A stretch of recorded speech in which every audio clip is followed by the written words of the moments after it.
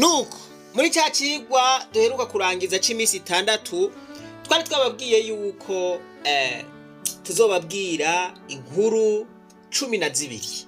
Izo nkuru zigafasha gushimangira, gutahura, kubona neza yuko ivyo uri kuracamwo n'abandi bantu babiciyemwo kandi bagatako bagashika kwihangiro ryabo. Umaze kumviza inkuru uzocubona yuko nawe atamotifu, nawe atacitwazo na kimwe ufise woshikiriza canke wotanga mu kuvuga yuko utoshobora gushika ku ndoto zawe. Amvuze indoto mutahure imigabo yawe, imigabo y'umwe wese iri mu mutima wiwe. Voilà, umuntu wese arafise imigabo n'imigambi yifuza kurangura kugira ngo ashikeko. Mwibuke ko igitabo twasomye ari How to Get Whatever You Want in Life. Ni gute woshika kw'ico kintu cose wifuza.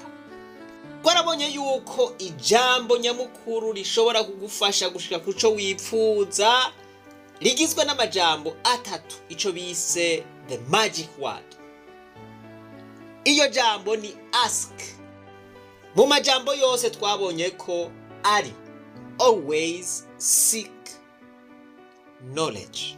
Sigura ngo igihe cose rondera ubumenyi, igihe cose baza ico utazi, igihe cose saba ico udafise.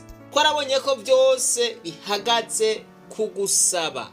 Mugabo uko gusaba usaba gute? Na Bibiliya twarabonye yuko ivuga ngo murasaba ntimuronke kuko musaba nabi. Voilà, tuvyemere dusaba nabi. Twarabonye teknike zo gusaba. Twarabonye yuko ufise ihangiro wifuza gushikako. Twarabonye yuko bwa mbere na mbere uca bugufi. Ugiye gusaba, voilà, umusavyi twarabonye ingene umusavyi yifata. Ugiye gusaba ahinduka sobuja. Utegerezwa kumwubaha, utegerezwa kumenya amajambo umuganiriza, utegerezwa kumenya ingene wifata imbere yiwe. Voilà, ahinduka sobuja. Twarabonye yuko mu kuja gusaba umugeni utagenda uvuga uko ariko kose. Mu gihe ugiye uvuga uko ariko kose umugeni barashobora kumukwima.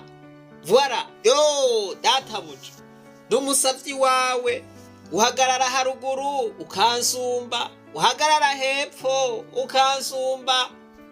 Voilà, aya n'amajambo abakera bahora bavuga, eka n'ubu aravugwa, arakoreshwa kugira ngo uryohere umwe uri kurasaba ashobore kukwiyumvirako akugabire. Uku rero niko umusavyi wese ategerezwa kwifata. Twarabonye ko abo uzosaba bose ko bagufasha batazogufasha. Twarabonye ko hariho abagufasha, hariho n'abandi ataco bizobabwira ivyo uzobasavye cyane ubabwiye.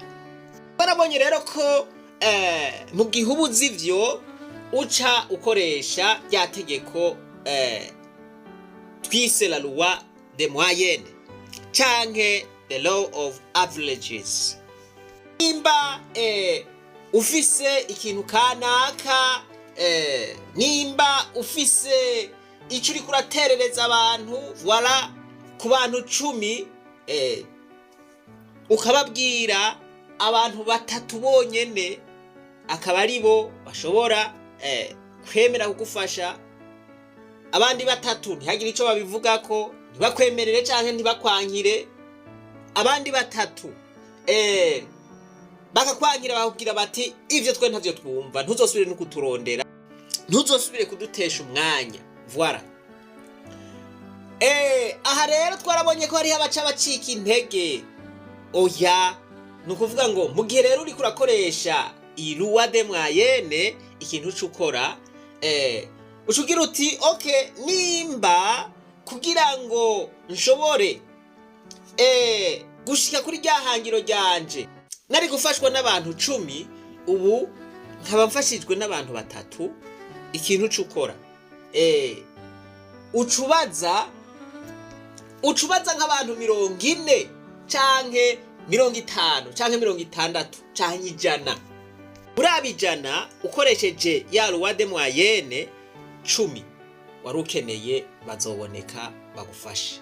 Aho rero bica byankira nuko wewe ubonye atabagufashije ucu ubirekera ngaho. Oyaye biba bisaba yuko ahubwo ukoresha inguvu nyinshi kugira ngo ushobore gushika kuri rya hangiro ryawe. Voilà. Ako karagaciyemwe twariko turibukanye. Onye yuko akanenda kibagiye. Ivyo usaba, ivyo utegerezwa gusaba, bitegerezwa kuba ari ibintu raisonnable. Ibintu vyumvikana. Ibintu nabo nyene babona bati nukuri ibi bintu birumvikana. Voilà. Uzi yuko ufise ivyiyumviro vyumvikana, biboneka, bigaragara, bifitiye akamaro abantu canke ari ibintu kabisa bitagira amahinyu. Voilà. Haba hasigaye yuko ugira ca kindi bita persistence, kugumiza ko gushaka inka aryama nkayo. Kugumiza ko magushitse kuri iryo hangiro rya. Rero ngaha ikintu tuba dukuyemo ca kindi cyo kuvuga ngo jewe ngo nari mfise ivyiyumviro vyiza, ngo nari mfise projet nziza, ngo mugabo abantu baranka kumfasha. Arase kugufasha. Oya, ntibase kugufasha, ahubwo wewe wabuze persistance. Nimba warabwiye naka kanka kugufasha, ukabwira naka kanka, warabwiye naka hariya aranga kugufasha, bariya bahariya warababwiye. Persistance. Si bose bazogufasha ico ucishiremo, ariko hariho abazogufasha. Voilà. Si bose bazogufasha, ariko hariho abazogufasha. Not all, but some people will help you. Hariho abantu kanaka Imana yashitseho bazogufasha.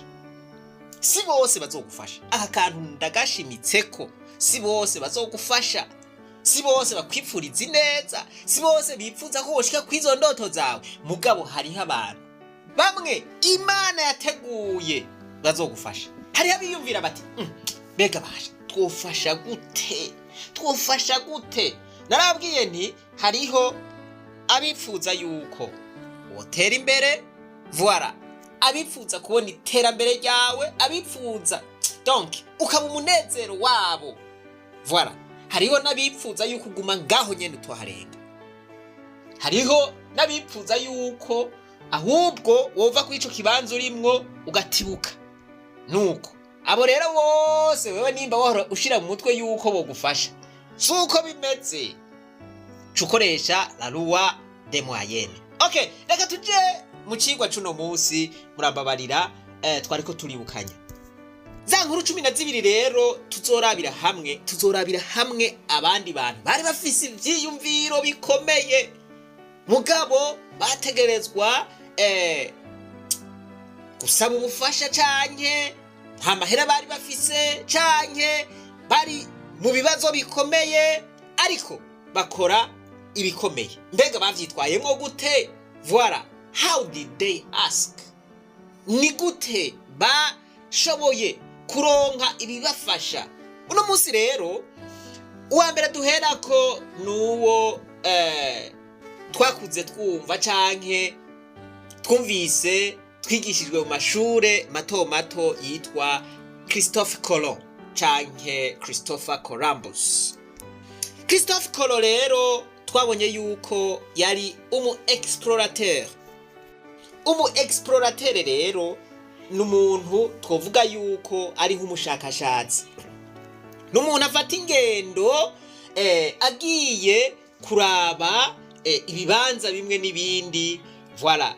Mu ntumbero yo kwiga. Christophe Colomb rero uwo mu explorateur bivugwa yuko ari we yatoye Amerika. Ni ukuvuga ngo uyu Christophe Colomb yari umutaliyano yavutse mu 1492 hanyuma aba umushakashatsi yagomba kugundura ibintu bimwe n'ibindi.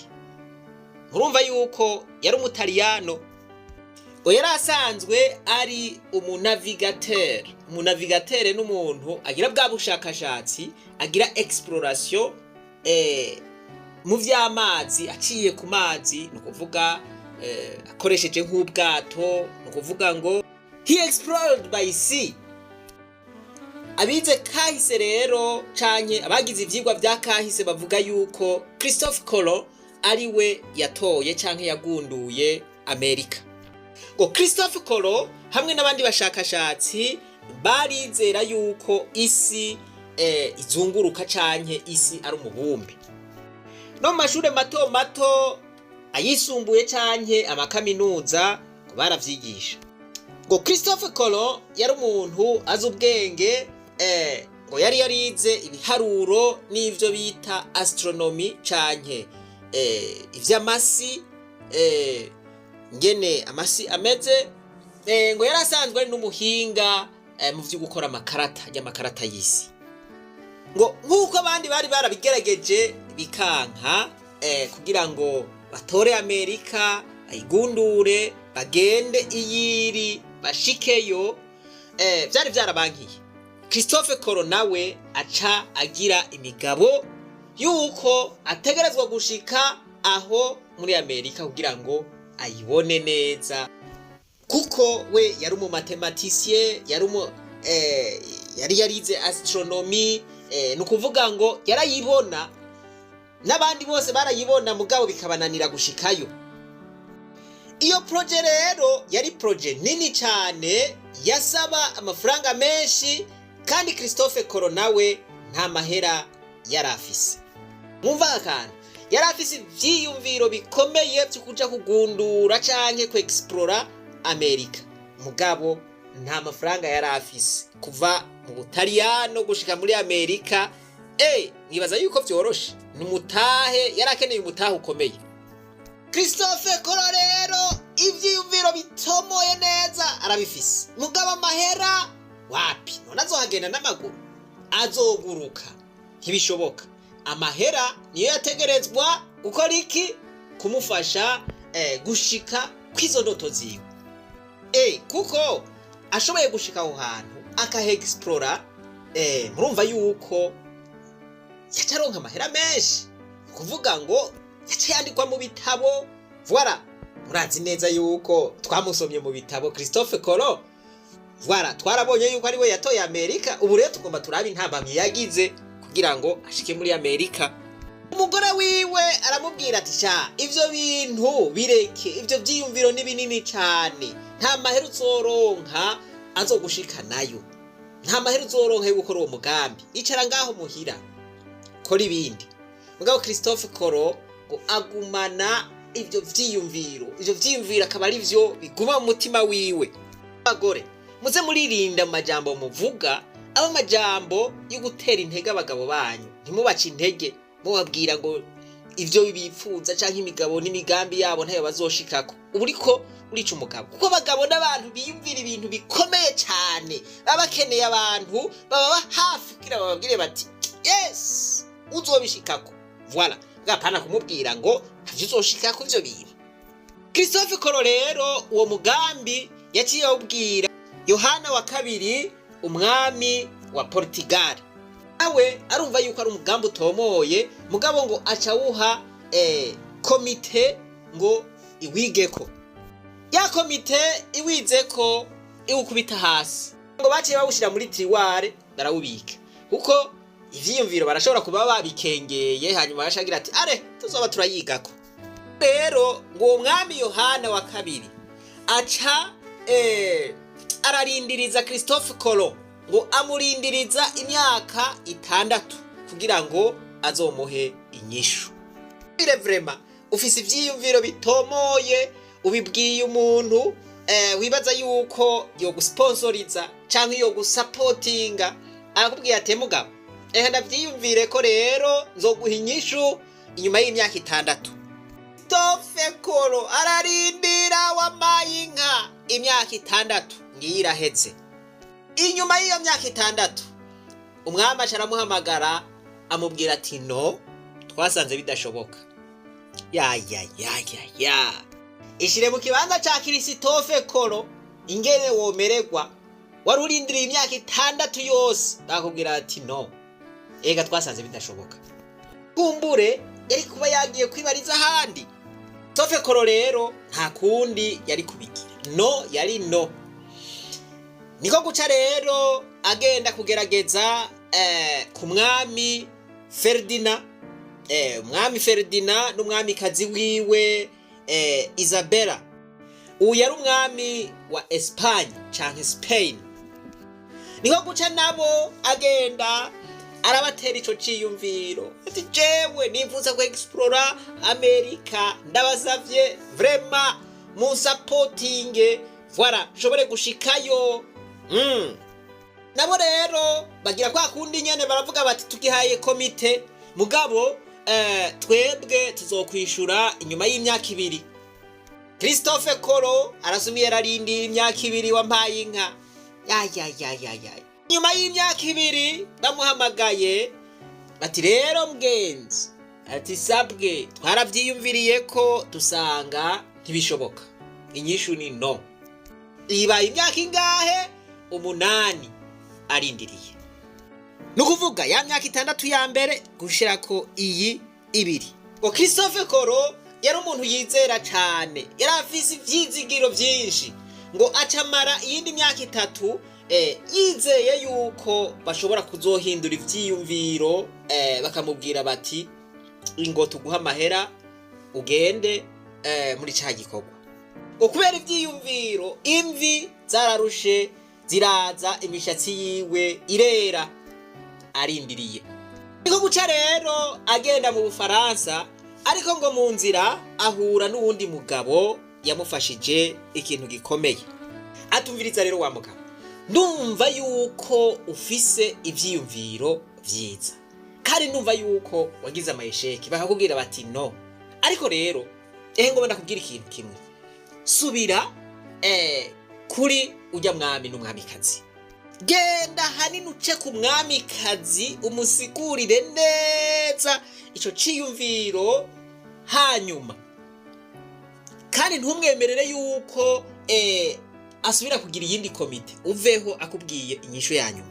Ya rero umaze kubushikira umwamikazi ntaco toronka ku mwami. Rero asubira inyuma abisigurira umwamikazi, uruwundi abaratahuye ca ciyumviro neza. Baca bamwemerera ubwato 3, bamuha makete yo gutoza indya mu miji, indya bazokoresha, bamuha abo bazojana, bamuha n'amahera akwiye bazogenda barakoresha. Kuvuga ngo yategerezwa kujana n'abandi benshi, yari ekipe umva yuko yemeye gufinansa umugambi. Christophe Kolo rero na bagenzi we niko guca bafata ubwato mpaka ku butaka bwa Amerika. Aha kuri iyi foto rero mubona yariko aragira ati Amerika ni hajya, kumugere ni hajya, mana yanje aho karagaciyemo. Bavuze kumugere ndavyibutse, bavuze bati ngaha hajya muri Amerika ndakurahiye. Christophe Kolo yururutse ubwato, murabona yuko yaratangaye cyane. Mu yandi majambo, indoto ziwe zari zibaye impamo.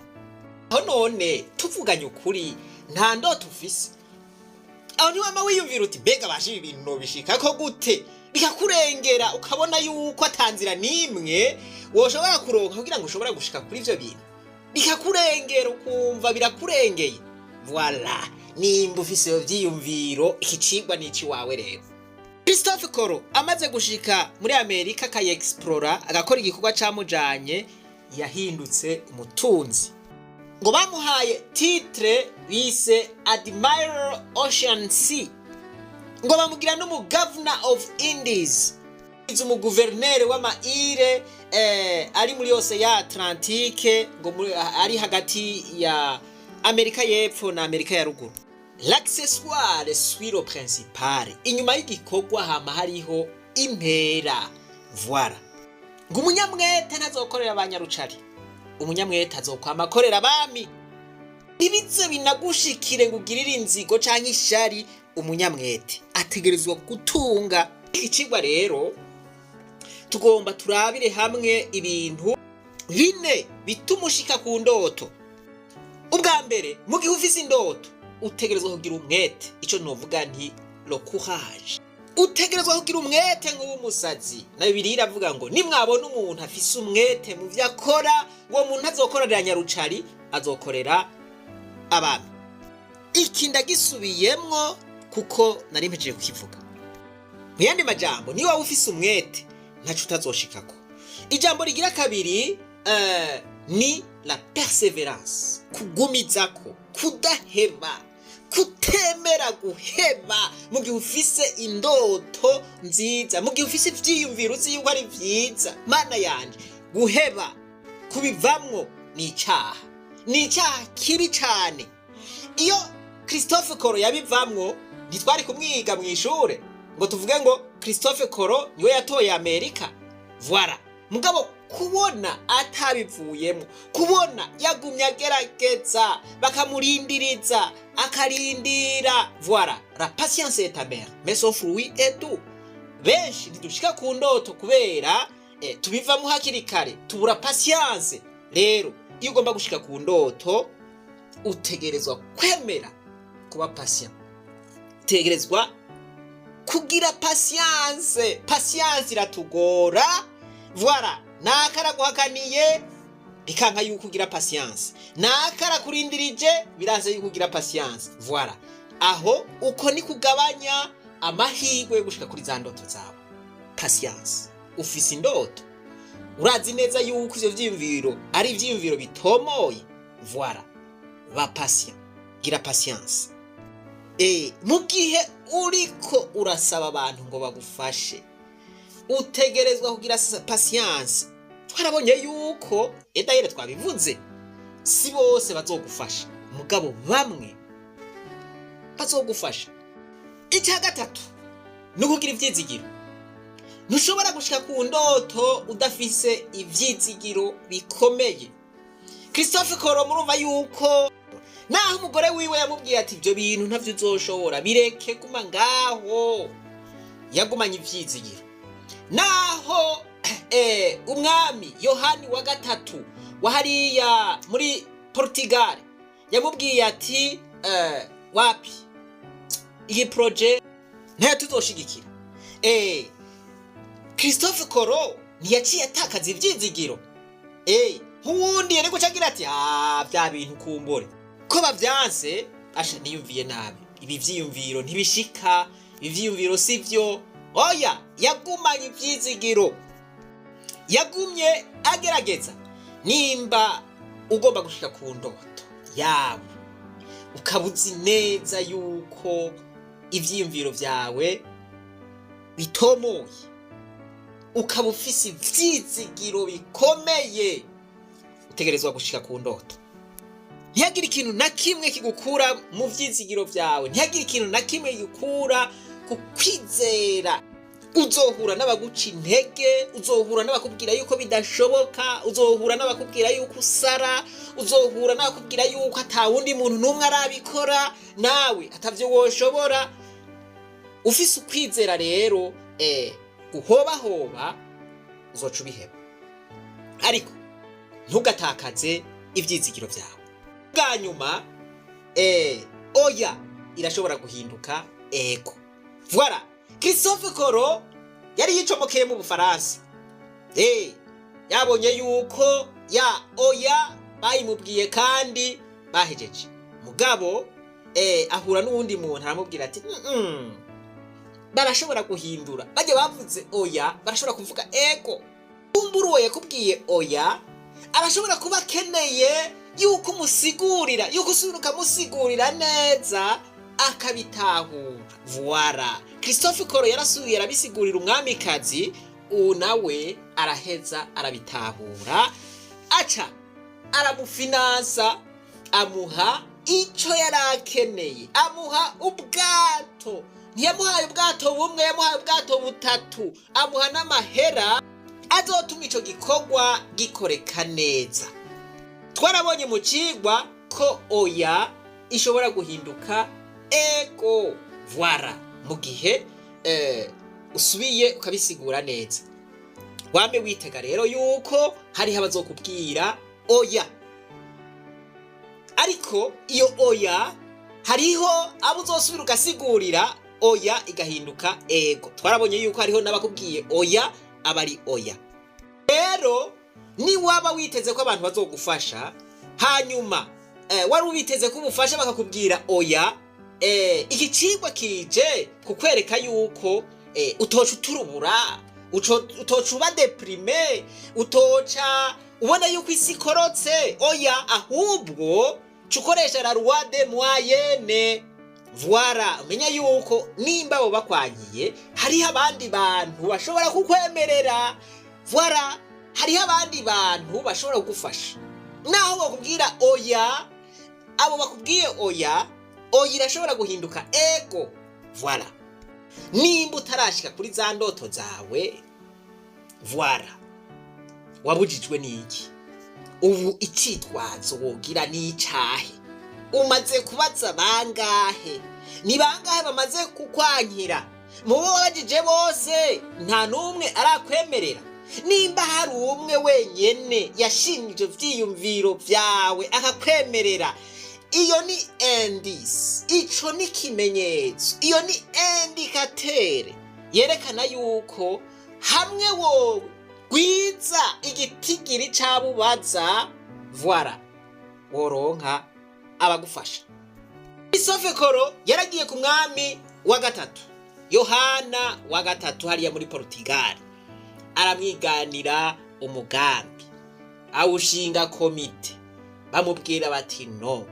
Aragenda hariya muri Spain canke muri Espagne, bamubwira bati no. Yaragiye kubaza mu Bufaransa. Voilà, yaguma agerageza, guma ugerageza, umunsi umwe bizokunda. Christophe Colomb umunsi umwe yarashitse ku ndoto, za ndoto ziwe zarabaye impamo. Urabona yuko yaratangaye ati mana yanje, ibi ni vya bintu urashikije ku ndoto mana, nari narasenze none urishuye isengesho ryanje, nari naravyiyumviye, nari naravyumvise ku matwi, none ndabibonesheje amaso yanje. Umunsi umwe ivyo vyiyumviro, izo ndoto zawe zizoba impamo, kandi ndizeye yuko uzotangara ubonye bamwe wipfuza ko bagufasha babonetse. Uzotangara ubonye bwa buryo wipfuza ko uronka kugira ngo ushobore kurangura wa mugambi bubonetse. Mwibuke ca gisomwa twiga mu wa kabiri ngo turakeneraniye. Wewe urafise ivyiyumviro, kandi ivyo vyiyumviro rero nivyo butunzi bwawe, niho ubutunzi bwawe buri. Kuko voilà, twarabonye yuko ubutunzi buri mu vyiyumviro, ariko kandi twarabonye yuko ubutunzi bwawe bunyegeje mu bantu. Christophe Colomb yafashijwe nande? Yafashijwe n'umwamikazi, yafashijwe n'ubwami bwa Espagne, n'abantu bamufashije. Christophe Colomb ababaye rurangirana. Ubu Christophe Colomb yanditse mu bitabo, tumusoma mu bitabo, handitswe yuko ariwe mu explorateur wa mbere yatoye Amerika. Ariko inyuma yiwe hariho abantu batumye agera kw'ivyo bintu, hariho abantu batumye yandika ayo mateka. Voilà, izo ndoto zawe ufise, menya neza yuko hariho abantu bategerezwa kuzisapotinga, hariho abantu bategerezwa kuzishigikira kugira ngo ushike aho wifuza gushika.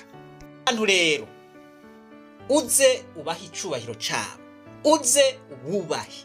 Abo bantu azoba ari basobuja, abo bantu azoba ari abavyeyi bawe. Rero bama bari ngaho kugira ngo bafashe, ariko si abantu bose bazogufasha. Ivyo warakurikiranye ikicigwa urabizi neza. Nico gituma rero atacitwazo na kimwe wogira ngo je narabuze abafasha. Koresha iyi systeme, koresha aya strategy. Urumva yuko nabandi bari barabuze abafasha, mugabo bararamiriza. Nawe ramiriza, umunsi umwe uzotangara ubonye za ndoto zawe zibaye impamo. Christophe Colomb tumusoma mu bitabo, nawe je turashobora kuba turiko turagusoma mu bitabo canke turiko turakumva mu maradiyo, ku mateleviziyo, ku marezo sosiyo, uvugwa hose. Impano zitandukanye, ariko umenye yuko hariho n'abantu bafise impano yo gufasha abandi, impano yo gushigikira abandi. Abo rero bafise iyo mpano, mu gihe bumvise ivyiyumviro bitomoye, ivyiyumviro birashe, bama biteguye gufasha. Nabo iyo mpano irababuza amahoro, bakumva boronka amahoro ari uko bafashije. Ndizeye ntakekeranya nawe ko mu bantu 10 baza kumviriza kino cigwa, niburi babiri kiraza kubafasha. Nkoresheje ruwade mwayene.